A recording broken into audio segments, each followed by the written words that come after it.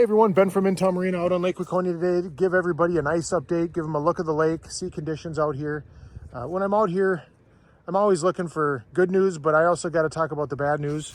And what we're seeing on the low end, and you have to talk about the low end of thickness because you could drive across it if you're bombing around or whatever, if you're not paying attention. People want to know and should want to know what the low end thicknesses are. A spot like this right here where there was a fair amount of snow at one point that's kind of turned into snowy slush ice. This has about 6 inches of ice. This is a spot like this I can find almost anywhere on the lake. This is only about 1.5 inches, 2 inches of standing water. There's no freeboard, the water's coming up.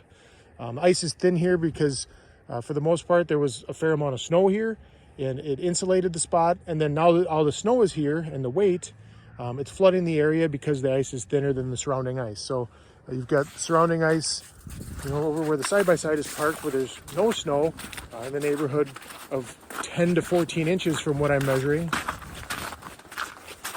You can see the top 1/4 inch to 1/2 inch kind of rubs off now. We're losing a little bit of thickness, but not a lot. It's still pretty firm.